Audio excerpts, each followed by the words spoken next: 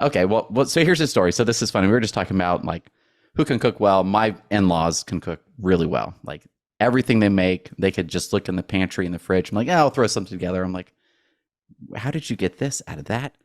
My parents, the opposite. I was jokingly said I'm dealing with trauma from my childhood of having to eat what I grew up with. It's not that bad. I'm being dramatic, but one night I decided, it's like a year ago, I decided, actually, no, it was during the pandemic. I'm like, oh, mom, dad, why don't you guys come over for dinner? I'm making everything. And I made like 6 different dishes that were like staples of what we had growing up. One would be like, okay, so I was in marching band during high school. My dad would always make this like 9:30, 10 o'clock at night. You've seen it in like the frozen food section, steakums. It's like frozen Oh yeah, ribeye. I remember Like, steakums. okay, yeah, they're Mhm. not, it's not great, but like he would somehow do like the bread, the mustard. Like it was a decent sandwich at 10 o'clock at night. It would take him like 5 minutes to cook for us. Awesome. He was cooking us dinner at 10 o'clock at night. So there you go. That's love. That's a great father. Then my mother, she'd do like um boneless chicken thighs with rice and like cream of mushroom, like soup or whatever, as a casserole. Ugh. Sounds great, doesn't it? As like an 8-year-old boy. No. Or like fettuccine Alfredo, both crab, KRAB, like the imitation crab. So I made all Mm-hmm. these things. Oh my gosh, I've never made my mother so mad. She was offended. She's like, I did not cook this. I didn't, this is not what you had. I'm like, did I just make this stuff up? Like I just went online, worst recipes to make for your parents. And then I found, I have no idea. But yeah, that's just a random story somehow came up when we were talking. So that's not on my favorite things this week. My For the, in-laws are in town, but she's a great cook, so it's been yeah. great. I have not cooked. I put the tater tots in yesterday, and I was like, Kevin, Oh this is man. all I did. Did anybody notice? I'm not pulling my weight here You're like, I'll, for the I'll clean kids. up. Like, let me help. My brother-in-law who lives in Sweden and works in Copenhagen. They lived in Copenhagen for I think 12 years. They're in town.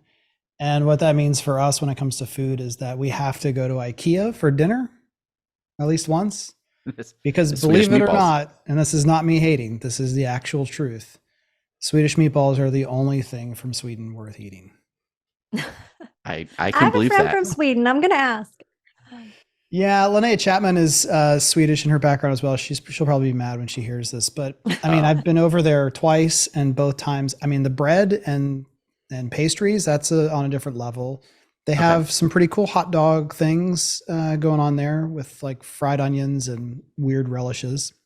Sounds good. But then it's just Swedish meatballs. Like I found out there are actually 3 Nepali restaurants in Columbus, Ohio. There are 0 Swedish restaurants, 0 Mm, Nordic country of any kind restaurants in that's Columbus, true. Ohio. Yeah. That's true. Interesting. Mm. I've I have a friend that they have 4 kids. So there's, Kevin, you can relate. They would do date nights at IKEA. They have like the downstairs, at least ours is 2 floors. Oh yeah, don't. They'd don't. drop their kids off and they'd go eat Swedish meatballs. I'm like, we'll watch your kids. Like you don't have to go have a date night at IKEA. That doesn't count. Like we'll watch your kids for you. Like we don't mind. No, they just like every weekend they go and drop their kids off for like an hour, That is hour and not a my half. favorite thing at all. No, I'm good. I'm good. Let's get started. Let's do it. Welcome to Oh episode man. 297. I'm Kevin Oakely, and with me today is Julie Jarnagin and Andrew Peek because Beth Russell went full on Miley Cyrus with her voice today. I didn't know that. She texted Came me like a that wrecking first ball, thing this man. morning, and I was like, huh? What are you talking about? You've gone full Miley Cyrus. And she's like, sorry, that was a mom joke, which I didn't realize mom jokes were a thing. So I just was happy that she Oh, sure. equal Why not? opportunity bashing of adult Yeah, jokes. I support it. Yeah, Made me Miley feel has good. a pretty low voice, little raspy. It's not Yeah, that her low. her kid has been sick, and so apparently it got passed down. This is the beginning. School's Yep. just started, so Oh, that's true. That's true. It's going to hit all of us. will only get worse. No one else in my family got Nepali COVID. That was shocking. Yeah, Good. good. Totally in the clear. All right, story time. Who's going first? I can go. Y'all are going 'cause first. Mine is Okay. kind of random. So just randomly in my email, I got an email, like a marketing email from Hidden Valley Ranch, like from ranch dressing. What? I was like, how in the world Did I end up on this list? Is it a really, really old list I was on from like, maybe I got a recipe or maybe they sold it to somebody? I don't know. I just thought it was funny that I got it because I was like, that's random. Then I woke up the next morning. I had 2 from them overnight. So that was my third. Then within the span of like less than 48 hours, I had 6 different marketing emails from Hidden Valley Ranch. And I would try to unsubscribe and I would keep getting them. And so finally I just had to hit the like, this is spam button in my email, quit sending them to me, which is just a reminder. Not that you're Hidden Valley Ranch, but if you have a list and you haven't sent any emails and you just start spamming people, don't do that. You need to send emails consistently on some kind of normal basis. So people are expecting them, and don't just send 6 in a day about Hidden Valley Ranch. Yeah, it's like their marketing automation just exploded. It's crazy. The more you know. Like, what's Thank Valley happening? Ranch. What could they even promote? Like, do you get like a 36-pack of all these? Oh no, they cross promote usually recipes? with like sour cream or something. Yeah, like you can add a ranch packet to sour cream and make dip. Mhm. Yeah. That kind of It was So a it lot gets- of recipes, I think. So I don't know how I ended up on it, but they were aggressive. Fun. Is there a preferred email cadence? I got this email today from someone. It said, hey, my on-site team doesn't ever want marketing to send emails because they said we don't want to overwhelm our customers with too much communication. When it comes to from marketing, what do we think? Is it appropriate? Personally, I say twice a month from marketing, maybe once a month. If you can't do 2 good ones a month, do 1 good one a month, and probably no more than 2 a month. That's me. Y'all may have a different number. I like 2 that. is my cap. Two's from good. marketing. Like, and I like that. I gave props to Open Door a while ago, where they give a lot of value in their email. They're like, your new offer. Yep. I think it's every 3 weeks, and it's there's value in there. They probably see that I open it, and so that's why they're giving me maybe I have an accelerated cadence compared to someone else.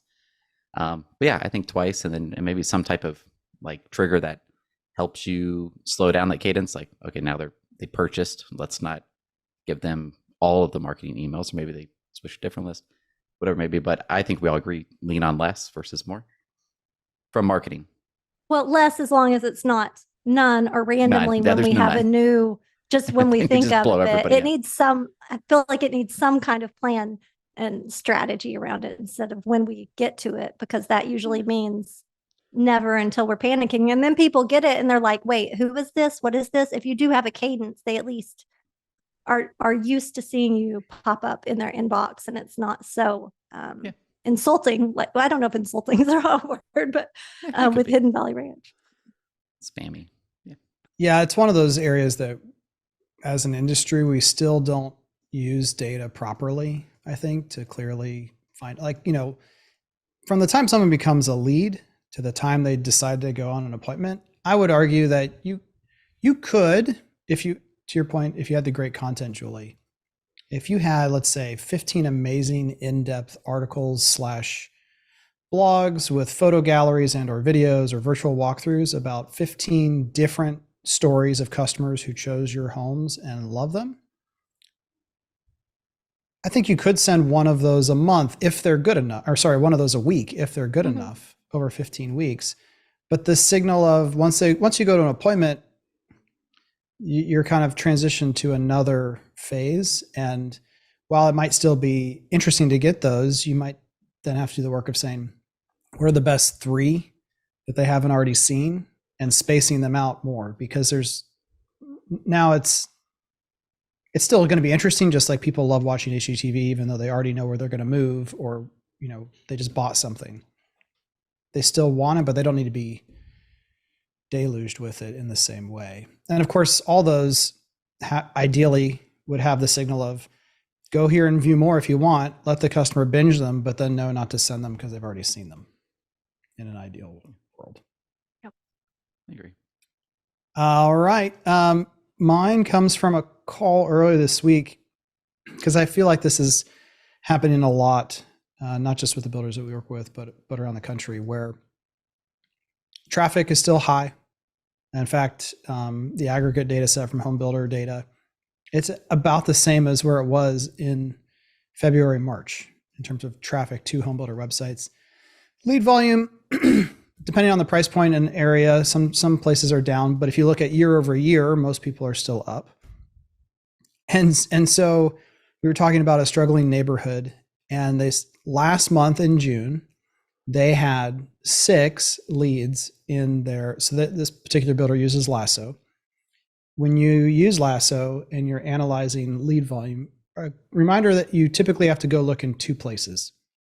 You have to go look into the individual community project, and that's going to let you see all of the online leads that have transitioned to on-site through an appointment, as well as walk-in traffic. And then you're going to have to go to the online sales bucket project and look at the leads that have come in just for that neighborhood. Then you have to add the 2 together. So we started out looking in the project folder.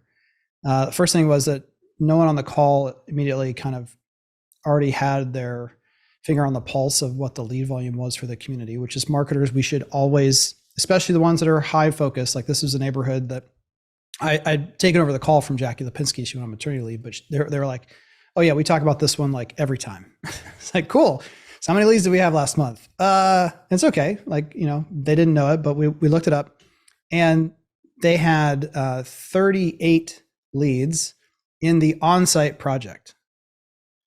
And I was like, okay, cool. Well, we looked at where the lead sources were coming from, both in terms of like just phone call, form submission, as well as actual marketing source.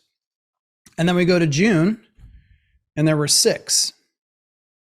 It's like, wow, that's a statistically significant difference. Like something changed. What happened? And we go through the list, and you want to guess what changed? Actually, I'm going to make you guess. You probably don't want to because you're like, I don't know. But What's the numbers from before 6 and to after? 38 leads just in the on-site project. What do you think? 6 up to 38. Mm-hmm. Oh, they increased. More finished quick move-ins listed? Or That's a great price guess. change? I think they just added them.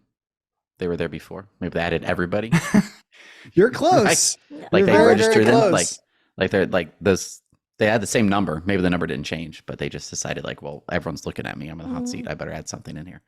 Okay, so that's your final clue for those of you playing at home. When leads start being put in the system by on-site agents, after there has been 5-6 months of intense scrutiny of said on-site agents, what's happened is there's a new one. There's a new on-site agent who doesn't know the game to be played. And silly salesperson, you're putting all of your walk-in leads in the system. They don't know better. It's like, I always go back to when I first started playing golf. It was the best golf I've ever played in my life because I was just playing. I wasn't overthinking it. And then as you start overthinking it, you start doing all these adjustments that are wrong typically when you're new. You start playing worse, you get in your head. And so new salesperson. Now in the online bucket, we went back and there were 36 online leads for July for this neighborhood. And so then we went back to the on-site project and just ran only the walk-ins, and there was 18 of them. And then I'm really bad at math, so it took me about 45 seconds to figure out that the total lead count for this struggling neighborhood was 54 in a 30-day period. Wow. Now, the one thing I always like to remind everyone is the way that we approach marketing and advertising at Do You Convert means that we don't have to consider at all, unless our builder partner has chosen to do something that we don't recommend. We never have to wonder to ourselves, I wonder if those 54 people are interested or qualified in any sense of the word. Why don't we have to do that? And again, this is a really big deal because every ad we ever run talks about the location, price point, and type of product that you are selling. So when those leads come across, they're not just like, trying to collect a $50 scratch off ticket by entering in their contact information or entering to win a car or whatever. So to bring it all back down to now that I've told you the journey, it was just like, wow, we don't have a struggling community from an advertising problem. We don't have a struggling community from a lead problem. What we have is an appointment to sale conversion challenge. Yeah. And with 54 people in a 30-day period, someone needs to give the sales team permission to screw it up. And what I mean by that is just start getting sales. They were like, well, this is a higher end neighborhood. And we always get the feedback that a lot of customers are concerned about selling their existing home. I go, make up an existing home sale package incentive. Yeah. Hey, no problem. We'll create. What is that? Make it up. Just say we'll partner with 3 agents that we know are great agents, and they've promised to do an enhanced listing package on any referral that we send over. So you can pick any of those 3 agents. And then as the builder, you might have to pay an extra couple $100 to them to make sure you get the best photographer that they typically would use out on site, or do a little bit more advertising, whatever it is. But just say, yeah, we're just putting together the finishing touches of our list your home VIP experience. Let's just sign contingent upon you seeing the details of that program and feeling comfortable selling your house or whatever. But something. There's too much like, yeah, it's price. Yeah. But and I think I talked about this last time, so I'm not going to go into it, but that builder that had a 6% appointment to sale ratio really changed some things around and got to a 20%, that 11 sales to 51 sales. That's a lot of, and 2/3 of their That's leads nice. For that incentive were people that are already in their system. And I was on a call with Jessie Suggs, online sales coach for another builder this morning. She did analysis for a builder, and something like 80% of their sales were to people who had been in the system for over 3 months. All of the friction that's preventing sales is coming from the middle and the bottom of the funnel right now. And that's likely to continue through the end of the year. And so just wake up, smell the coffee, and start adjusting accordingly. Because I have not, maybe one of you two have. I haven't seen any promotion that anyone has done. 80 different builders, almost every state in the country over the last 3 months, that has significantly increased their lead volume. And again, the only asterisk there would be qualified leads, not just leads that are from Performance Max campaigns and mostly spam. Don't do those. You're not going to convince anyone that today is the first day that they should start thinking about buying a house or moving. No. And we definitely have some news lined up to really support that. Let's just jump into that one while we got it. So from Business Insider, over 80% of Americans think it's a bad time to buy a house, which coincidentally also means that the majority of Americans also think it's a bad time to sell a house. Mm-hmm. Sellers are also buyers. And so they don't want to sell if they think it's a bad time to buy, because most of them are going to have to buy. So 82% think it's a bad time to buy a new home. Affordability has plunged. So unless there is a reason to move, like even this goes back to, I mean, here, someone texted me this right now, and I'm overdoing this point because it is so important for the second half of this year. Someone said, hey, what's your thoughts about success and failures around special inventory events, i.e. showcase of homes, liquidation event, year-end sales event, everything must go, etc. It's like, well, let's not call it everything must go or liquidation sale. But even in a good market, doing that consistently once a year, and at Heartland, that was the only incentive we did all year. Everything else was adjusting pricing to market. But every year we did basically a December to Remember sales event. It was the only sales event of the year. And that trick will work once. So I was just saying, maybe end of summer and fall is a better time to get your stuff sold before the end of the year when everyone else is panicking. I don't mind that. But I said, hey, just remember, 70% of the buyers are probably already in the system. So it's communicating to those people you already know. And they said back, we were thinking of doing this event for 75 to 90 days. What's your reaction to that? I'm trying to figure out what I want to say out loud, but that feels like it's not a real event. Then it's garbage. I view it negatively. Like it's not a real deal. It's just a fake promotion. It's too long. I feel like it's too long, especially knowing that the majority of people who will take advantage of that opportunity will be people they already know. So I said, hey, probably doesn't need to be that long. Just heads up. He said, well, I think we're going to have to do longer because we don't do well at fostering leads long term. To which I just wanted to say, that's an unacceptable answer. Did I misunderstand that? They need it longer because they're not good at fostering leads? Because they think that they're not good at nurturing leads longer term. Okay. And so they feel like the sales event has to go for 90 days so that new leads can come in, have time to absorb their opportunity. Oh, gotcha. So they lose people after X amount of time. Mm-hmm. Like, their old leads aren't useful anymore. Gotcha. Right. And you're like, no. Your buyers are sitting there. You have your revenue. Have ever been right now. Yeah. Yeah. Interesting. Back to the article. I kind of like merging story time and article time. Yeah. I mean, that's one was perfect, unplanned. So that's fun. The average 30-year fixed mortgage rate has risen from under 5% to nearly 7%, according to Freddie Mac, with the Federal Reserve's most aggressive interest rate hiking campaign since the 1980s. I was born in 81, so it's been a while. And everyone's still kind of pessimistic. Now, but that doesn't mean that what that does mean by default, the people who have to are more urgent. Right. Yeah. They have to. And I think it's such a good opportunity to just agree with them that, yeah, it is a terrible time to buy an existing house.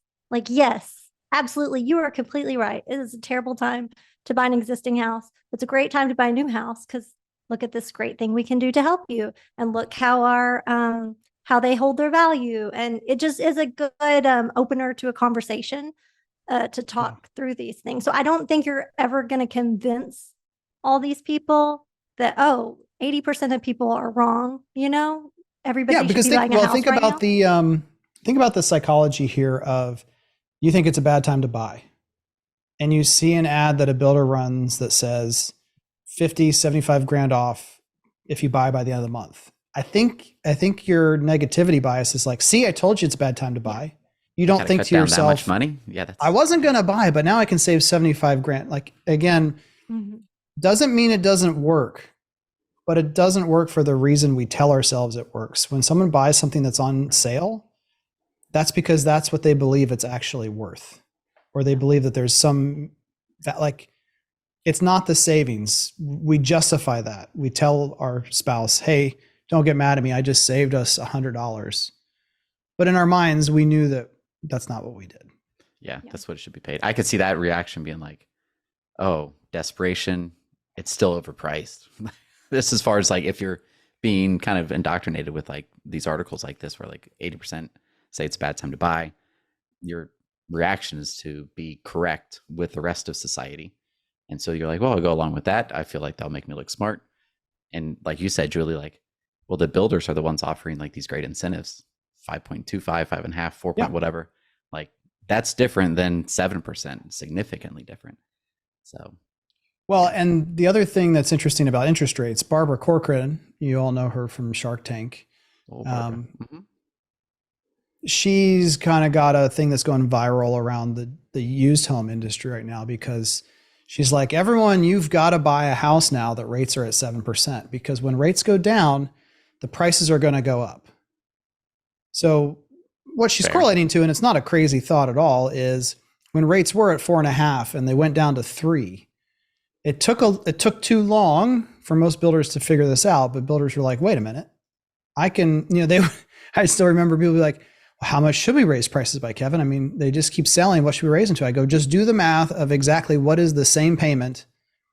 And you can go there now. It's the affordability around payment. You can just go to that price. You don't have to look at your cost, just go to that price. And so her argument is if you buy now and take that pain, you'll be better off because when rates go down, the prices of everything will go higher.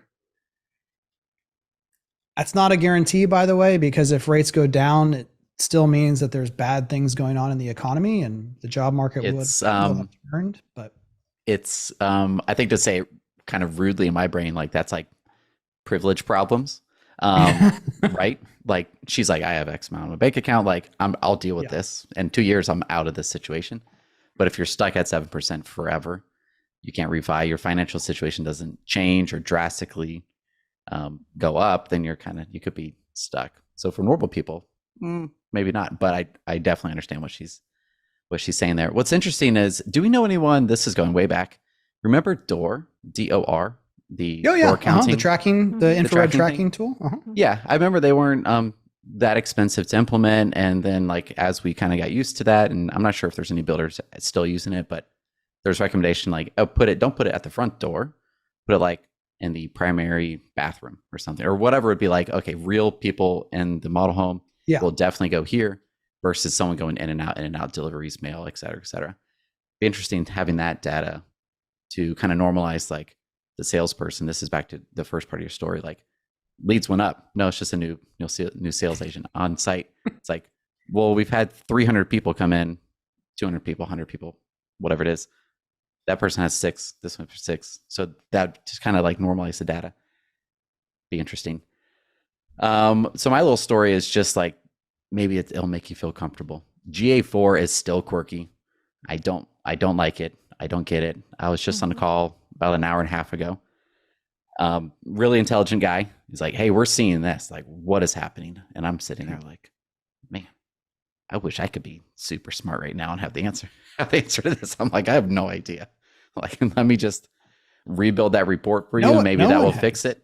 Like, I do not know. Like, essentially, it was only charting one campaign, but the other campaigns were down here. The numbers weren't making sense. Then you add in like, everyone has the delay of the data. It seems to be like 24, 36, 48 hours. Theirs seems to be a little bit longer than that. It's a lot of fun. And they have a lot of data. So it's not like we've seen some where like the sampling is smaller. It could be goofy, but it just seems to be inconsistent all over the place. And it's not much fun. Thank you, Google. It's not fun at all. Yeah. It's and the inconsistencies, unfortunately, are not. It'd be one thing if it was just Google, but it's the implementation still of GA4 on some web environments that, it's, and that's where you can't, I mean, you will, because you're human, you'll get mad at the web developer, but it's multiple web developers that are having this issue. It's not just one. And sometimes it's for a bit of code that really should have nothing to do with causing any interference with GA4.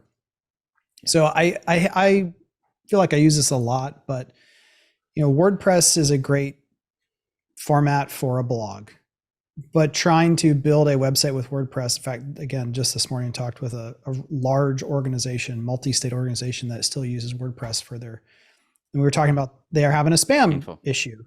And I said, well, a lot of times WordPress is something that doesn't help that. And they're like, oh, really? Why? I go, because you don't often update WordPress as often as you should when you've got 20 different plugins that are connected to that. Yeah, that also break. Then will potentially break when you update. It's like, we're on a really old version. I go, you're going to get spammed. You get spam packed. So it's that same kind of issue, though, that WordPress has, where you're using the same website you always have. GA4 said, hey, no big deal. Just put in this line of code and put it here exactly where we tell you, and everything will be fine. But there's interactions with other lines of code that really shouldn't be affecting it that are for some people. Thankfully, it's only about 5% that are still working through that issue. And also, thankfully, I just saw an article posted yesterday, like for 90% of people, UA is still live and kicking. And I see it. I'm like, I want to use it. But then out of principle, I'm like, I don't think I could be the one that says, I finally converted all of my little stars on Google Analytics over to GA4 accounts versus UA, but it is tempting to do that. I have to say, I've gotten more used to GA4 than I thought, because the other day I was in there and I was like, oh, shoot, I'm using UA, like just because it looked familiar to me. And I was like, oh, I'm just used to this now. So that's good. And Andrew, the most frustrating thing is when a piece of data is showing up in one place, like randomly, but it's not showing up in the place it needs to show up. You're like, I know it's there. it exists. I just can't make it show that up was- where it needs to show up. I think that was Tuesday. Julie and I were troubleshooting Google Tag Manager and GA4, and like everything was correct. It just wouldn't show up in both places for certain events we were setting up to support conversion tracking. Yeah. There's no certainty, which, by the way, look above my head, this side. Look, I added your book right there. Perfect. Little color in my room. Good stuff. That's all my story is. But I get the 5% of all of it. So like 90% of my world is it's broken GA4. I'm like, are you kidding me? Andrew is our level 5 tech support. Yeah, it rolls sideways and uphill and diagonally to me. It's great. We don't have a perfect track record of fixing everything, but we are, I think, nearly perfect on identifying the cause. Yeah. Like if it's something that we can't touch, like a website or a server issue, whatever, but we can usually help. Sometimes I'm actually happy when Andrew can't fix it out because I feel like Right, it wasn't a dumb question. It was like, this might be stupid, Andrew. And then when he can't figure it out, I'm like, yes, it's a real problem. And sometimes that's enough. Is like, okay, cool. Better. I'm not going crazy anymore. Like we all agree this is just weird and quirky. We're not going to worry about it for a little bit. And then sure enough, it'll just fix itself on its own. Next up, I guess we'll link to my tweet. Do we still call it that? I don't know. But Zillow is hiring over 100 photographers around the country to continue to enhance their enhanced listings product. And so what's really cool about this is Zillow, if you've missed somewhere, been under a rock over the last 6 months or so, Showing Time Plus, which they purchased, which is like the centralized scheduling platform. And then they've kind of built around that enhanced listing features, 3D tours, photos, basically everything you need to get your listing to look better. You get a better layer on the actual map as well. They're going all in on this, and I think it's the right call for any syndication company to do so, because Julie wrote a book and that's great, but content's still hard for builders, harder than it maybe should be. A lot of times it's just because they are still doing something really stupid like connected TV advertising or billboards, whatever. Yeah. Like you have the money to solve this problem, but you're using it for less efficient purposes.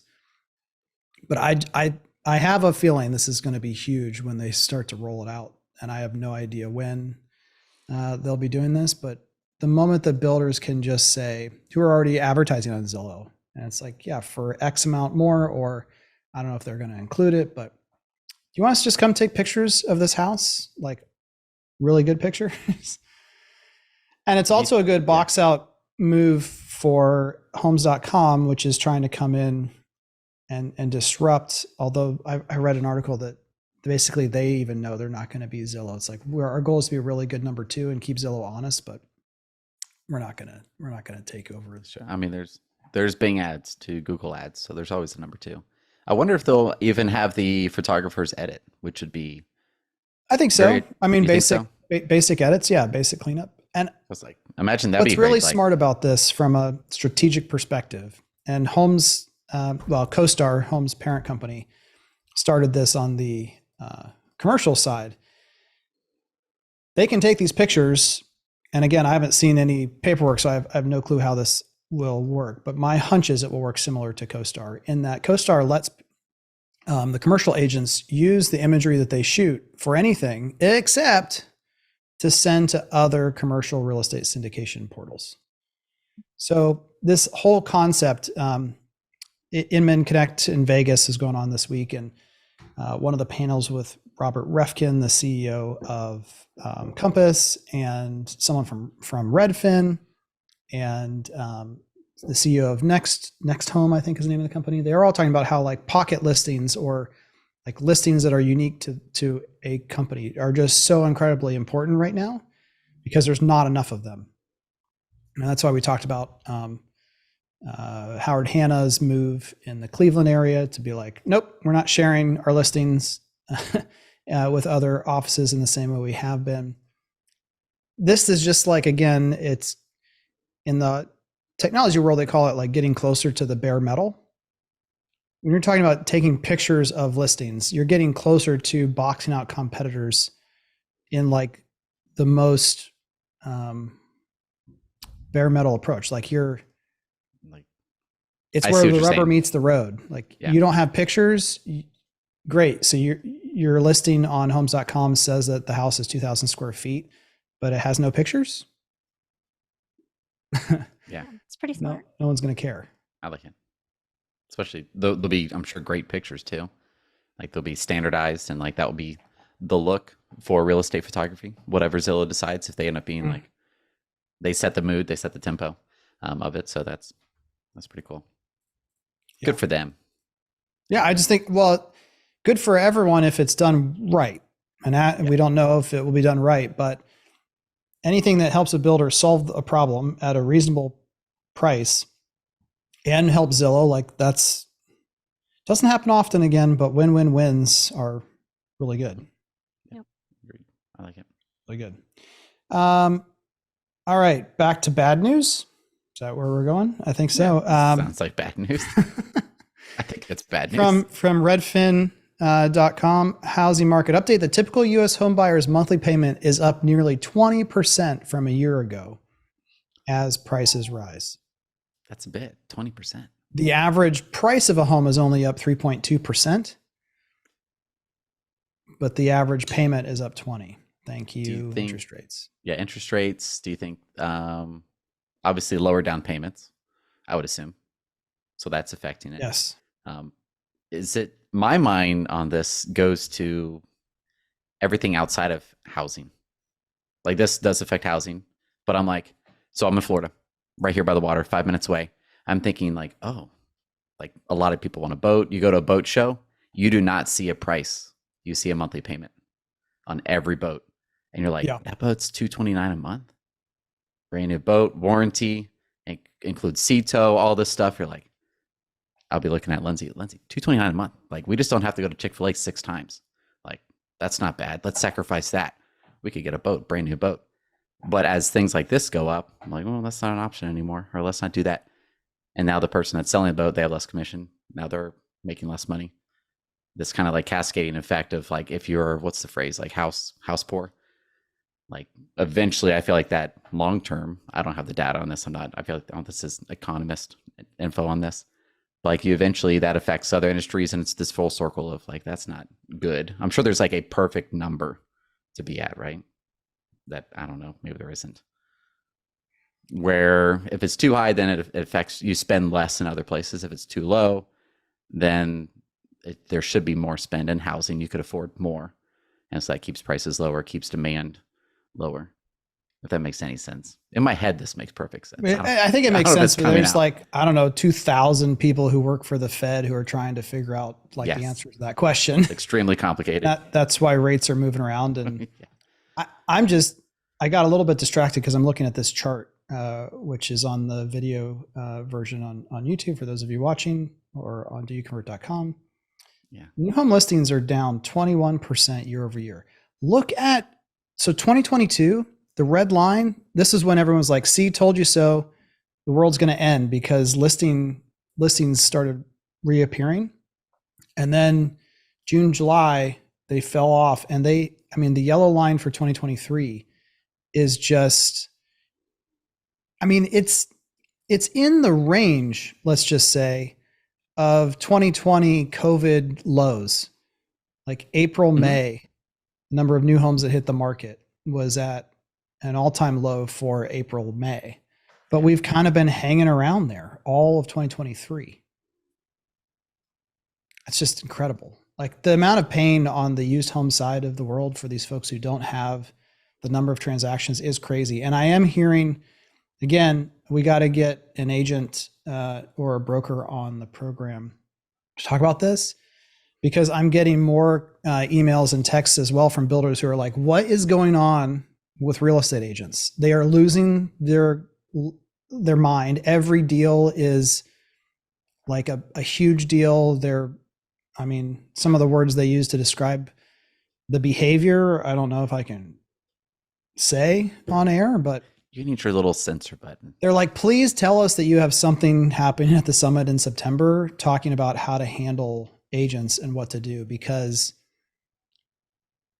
it's just, but I mean, you have to understand the pain that a lot of them are going through here. It's not, it might be irrational behavior, but it's irrational behavior caused by a rational source, if that makes sense. That's what I just had a conversation with a builder that I'm like, what did you do? Why are your walk-ins so much higher? And it's somebody who they have never wanted to bother with realtors. They never needed realtors. They were just a pain in their side. And she was like, well, honestly, we've been dealing more with realtors and open to working with them now just because they need listings and we've got the listings. So we're like, okay. So it's kind of even changing how some people are open to working with realtors, even though I'm sure pursuing. It's going to make things more crazy for them for sure. Yeah. Interesting. All right. I don't think there's anything else really that I want to talk about from the news. It's more like, we know that stuff. Elon Musk is trying to win back advertisers with brand safety technology. I mean, I don't even want to talk about it. Didn't they have that before? That was my thought. I'm like, didn't they have it before? Is this new or old news? I don't know.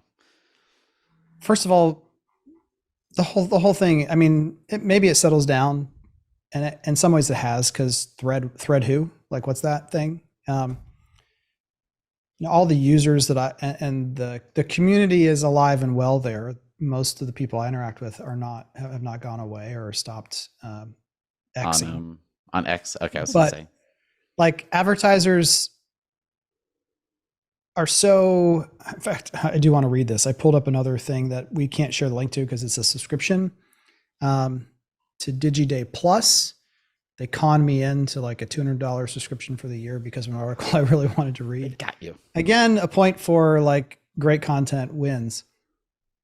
But advertisers are so fickle, and right now they're such pressure to perform that experimentation on a platform that's been there, done that, and not much has changed. It's like, no, we all tried. Remember, everyone was going to boycott Instagram and Facebook and never use them again. And they were going to go on LinkedIn and Twitter and Pinterest and all these other places. Well, guess what? They're back because they need things that actually deliver qualified leads and revenue. Mm-hmm. So this article is, here's what ad and media execs really mean when they commented on their Q2 earnings. This is hilarious to me. So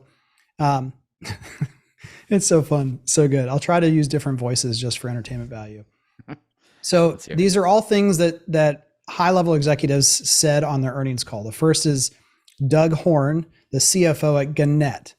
For those of you who were born in the last 35 years, that's a newspaper company who tries to do digital media as well. But here's what he said. Despite secular headwinds, the decrease in print advertising revenue was limited to 8.9% year over year, marking the smallest decline observed in the past year. And then here's what he actually meant. That quarter could have been a lot worse, except for the fact that our print advertising sucked less than expected. Like, people are still dumb enough to buy print ads. Spence Newman, the CFO at Netflix, said our overall ad arm subscription plus ads continues to be higher than basic ad-free globally, same as the statement on standard, blah, blah, blah. Here's what he meant. Advertising is not a major moneymaker for Netflix yet. We made all of our money by just not letting people share subscriptions. I'm not even going to say what they actually said, just what they meant, because it's to me, it's just a really good insight into the chaos that is the traditional advertising world. Zaslav, Warner Brothers CEO, said, who needs a massive subscriber base when you can focus on a handful of loyal customers and make millions? Am I right? So he basically is like, we're not even going to try to grow the number of subscribers we have. They were just charging them a heck of a lot of money for not a lot of content, and it's working just fine. Michael Cavanaugh, Comcast president, there are too many moving parts that would need to align for a deal of the magnitude to come together of being sold or swapping business units. Let's see, I think there was one other one in here that was really interesting. Bob Bakish, CEO of Paramount Global, talking about the whole writers' strike and labor dispute. Basically, whoever has the gold tends to make the rules, and we've got the gold. And they also, by the way, it's been interesting just hearing all of the AI generative AI discussions around like, could you pick a worse time to have a strike over something that, Yeah. it's just really interesting.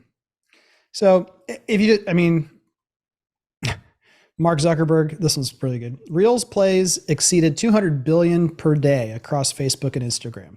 We're seeing good progress on Reel monetization as well, with the annual revenue run rate across our apps now exceeding $10 billion, up from $3 billion last fall. What he actually meant is we're about to make a whole crap ton of money from short form videos very soon. There you go.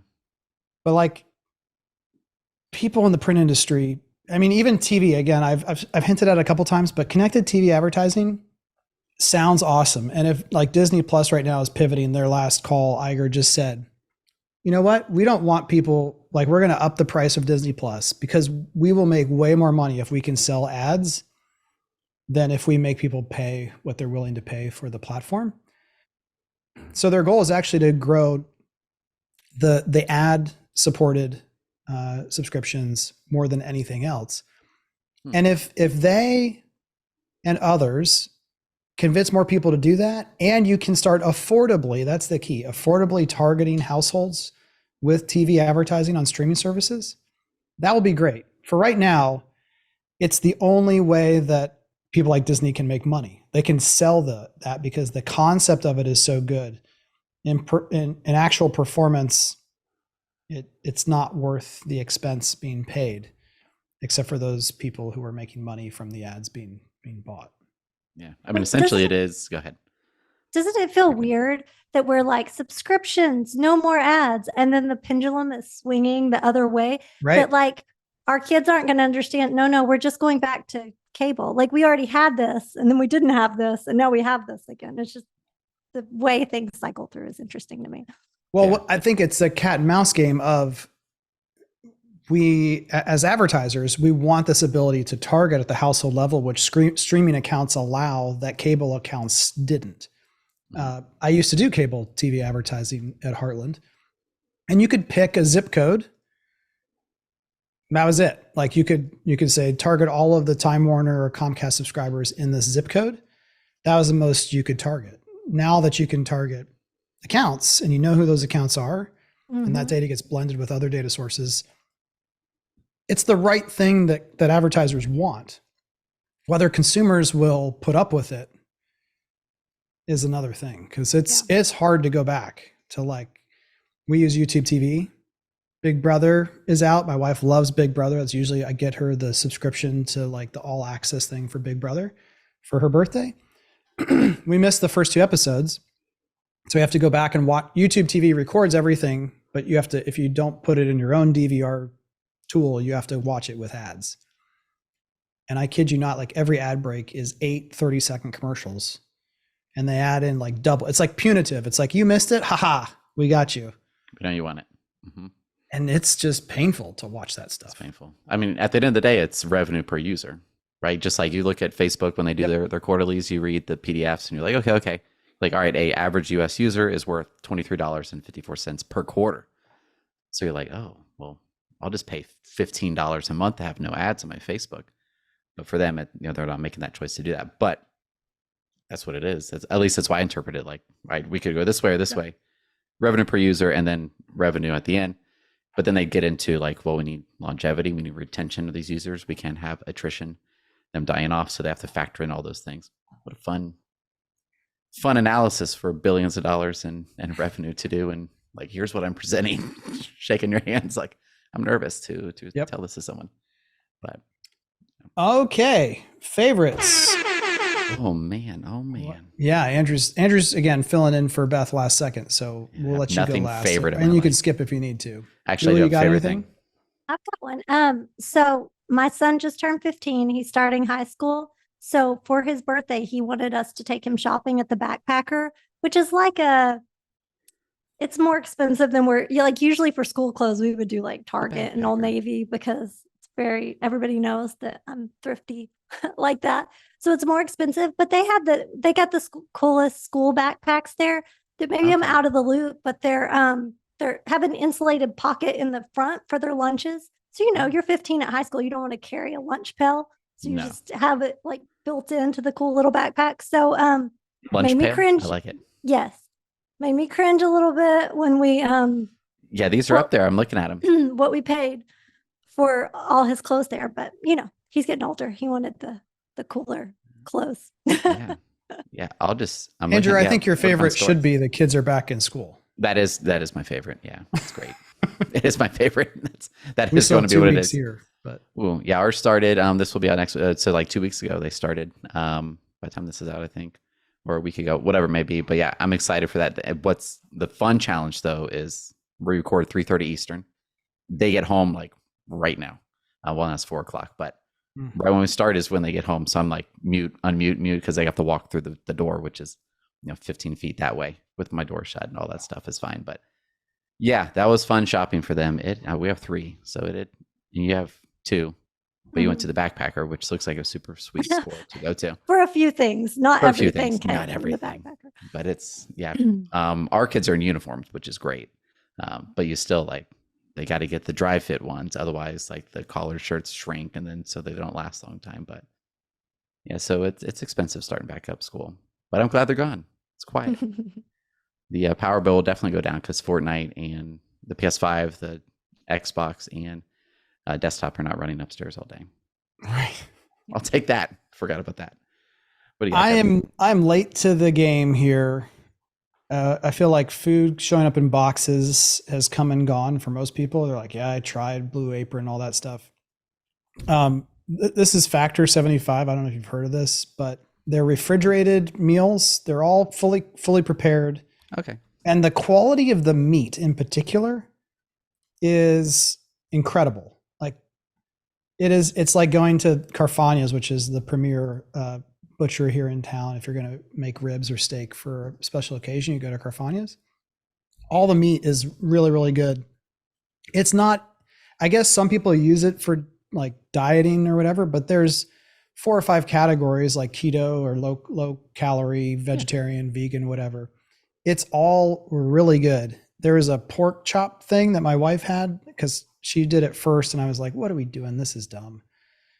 And I tried it. I thought it was filet mignon covered with like a cheese sauce. It was some type of pork chop thing. And I was like, okay, I'm sold. If they can make pork chop taste like filet mignon, I'm in. I'm sure it's expensive, but here's the thing. Everyone's going to school for the first time. No more homeschooling for the Oakleys. And that means there's not lunches that are going to be downstairs. And I won't eat anything. Like I'll just eat a protein bar for lunch. Kevin won't eat. And it's way better for my body if I just eat an actual meal. It does look good. And we do some meal prep like this as well. It's definitely worth it. It's still cheaper as in if I were to leave the office, I go pick up Chick-fil-A, then I wait in line and then I drive back and then I sit at there's 45 minutes right there, even though Chick-fil-A is 10 minutes away. And this is maybe $1, $2 because more. it's all refrigerated. The total food. prep time for every single one of these entrees is 2 minutes. Yes. And it's real food. Like it's And not, it's you look real at ingredients, you're like, chicken. It's not. The bad thing, it does take up a little bit of fridge space, but yeah, that's surprisingly, because this is not really my thing. Second fridge, I'm thinking. Might as well. Ooh, have you had their blueberry buttermilk pancakes? Or is that out of I have principle? not done you any can't breakfast. do it? It's just purely a lunch thing. So Melanie doesn't have to mess with extra groceries for lunch for either of us. And then the portion size is, I'm not hungry. Ooh, the smoky bacon and cheddar egg bites, 4 of them. Looks pretty good. For those of you who may not be familiar, Andrew's 2 love obsessions are food and clothes. Yeah, shorts. I'm shopping for shorts. He's shopping for shorts Yeah, again. specifically shorts. It's hot. It's hot and miserable. I'll just move to no, I don't like the cold either. I don't know. I'm stuck here. All right, that'll do it for this week. Thanks again for tuning in and joining us every week. We've got some fantastic guest episodes coming out shortly. One including Julie talking a little bit more in depth about her book. For those of you who haven't ordered it yet, you'll get a little bit of a preview. So check that out. We'll see you next time. See ya. Bye.